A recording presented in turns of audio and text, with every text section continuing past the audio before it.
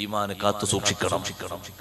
ഈമാനിൽ നിന്ന് രാജിയായി പോകുന്ന, പിന്തിരിഞ്ഞു പോകുന്ന ദുർഘടമായ ഒരവസ്ഥയുണ്ടാകരുത്.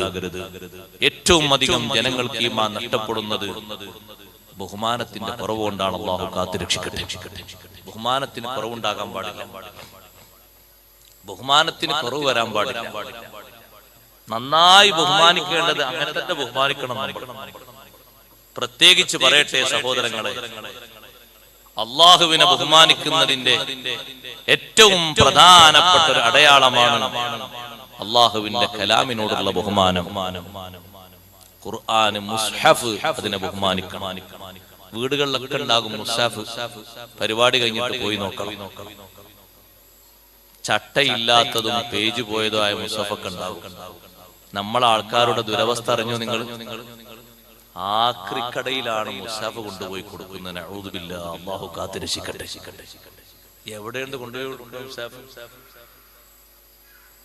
എന്താ അവൻ പറയണെന്നറിയാം? ഉംറക്ക് പോയപ്പോ പുതിയ മുസ്ഹഫ് എത്തിയിട്ടുണ്ട്. അല്ലാഹു തആലാന്റെ ഖുർആനിനോടെങ്ങാനും ഒരു ചെറിയ ബഹുമാനക്കേട് സംഭവിച്ചു പോയാൽ നമ്മളെ ഈമാൻ മാറിപ്പോകും. അല്ലാഹു നൽകിയ ഈമാൻ ഊരിപ്പോകും. ഖുർആനോട് ബഹുമാനക്കേടുണ്ടാകാൻ പാടില്ല. ഖുർആനൊക്കെ ബെയിന്റ് ചെയ്ത് നന്നാക്കണം, ചട്ട വെച്ച് നന്നാക്കണം. വേറെ ചില ആൾക്കാർക്ക് സ്വഭാവമുണ്ട്, ഈ പഴയ മുസ്ഹഫൊക്കെ പള്ളിക്കൽ കൊണ്ടുവന്നിട്ട് പതുക്കെ സലാമത്തല്ല. പള്ളിന്റെ ഉള്ളിൽ കൊണ്ടുവരുന്ന ആളെ പിടിക്കാനുള്ള CCTV ഇല്ലല്ലോ.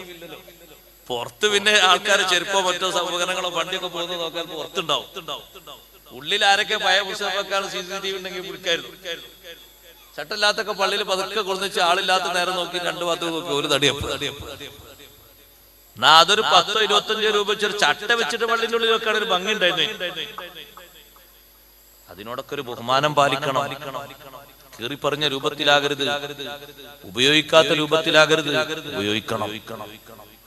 ഏറ്റവും വലിയ കടമയാണത് ഉപയോഗിക്കണം, ബഹുമാനിക്കണം.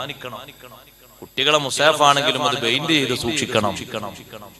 റബ്ബ് സുബ്ഹാനഹു വ തആലയുടെ ഭവനങ്ങളാകുന്ന പള്ളികൾ ഇതിനോട് ബഹുമാനം സ്വീകരിക്കണം. വിശുദ്ധ ഖുർആനിൽ നിങ്ങൾ നോക്കൂ.